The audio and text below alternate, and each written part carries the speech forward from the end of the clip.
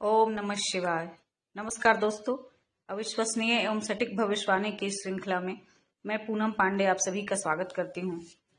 दोस्तों, मैं अपने वीडियो के माध्यम से आप सबको कुंडली विश्लेषण करना सिखाती हूँ और कुंडली के अलग अलग योगों के बारे में भी आपसे अपनी जानकारी शेयर करती रहती हूँ।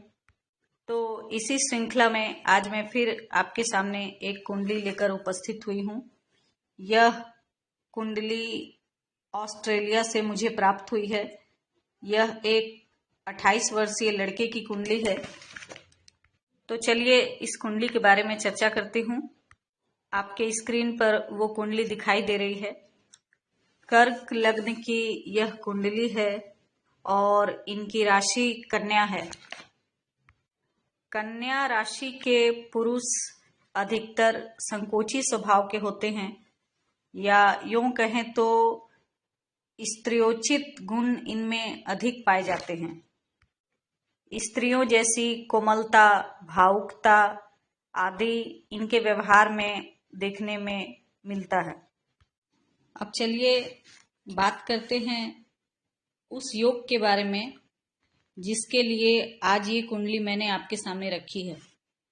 जब मैंने इनकी कुंडली को देखा तो सबसे पहली बात मैंने इनसे यही कही कि आपको पारिवारिक जीवन में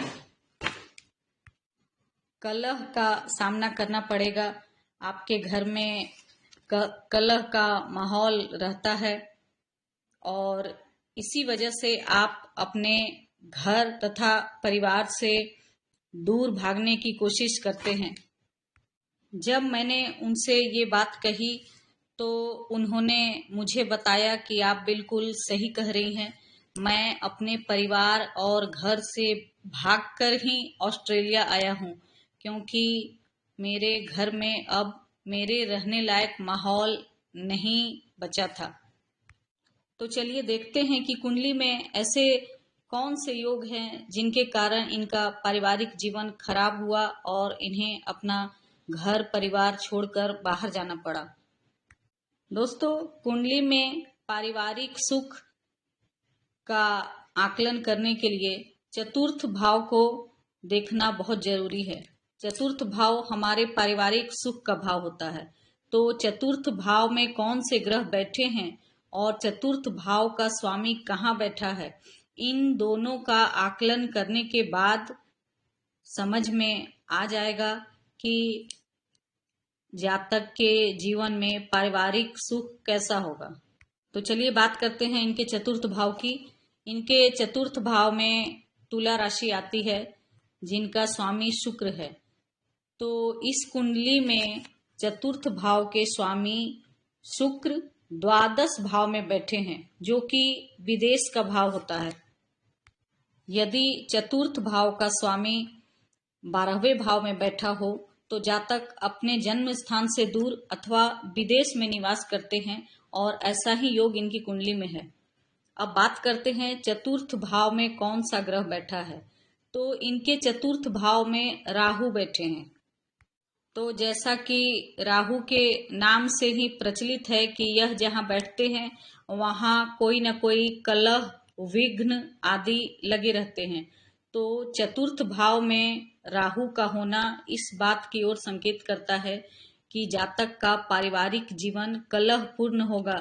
घर में आए दिन झगड़े, क्लेश आदि होते रहेंगे। इनका लग्नेश चंद्रमा भी तृतीय भाव में है जो कि यात्रा का भाव है। तो ऐसे लोग अधिकांशतः यात्रा करने में ही अपना जीवन बिता देते हैं। आज यहाँ है तो कल वहाँ है, ऐसा इनका जीवन होता है। तो कुल मिलाकर देखे तो यह बात बिल्कुल सही बैठती है कि यह जातक अपने घर से बाहर रहेंगे और इनका पारिवारिक जीवन सुखद नहीं होगा। इसके निवारण के लिए मैंने इन्हें राहु की शांति करवाने को कहा है। तो देखा आपने किस तरह कुंडली में पहले से ही सब कुछ तय होता है, बस हमें उसे पता करने की जरूरत होती है, ताकि हम भविष्य के लिए उससे बचने की तैयारी पहले ही कर लें। तो आज के लिए बस इतना ही। अगली वीडियो में मैं फिर आपके सामने उपस्थित रहूंगी किसी नई कुंडली के साथ। तब तक के लिए मुझे आज्ञा दें। नमस्कार। जय महाकाल।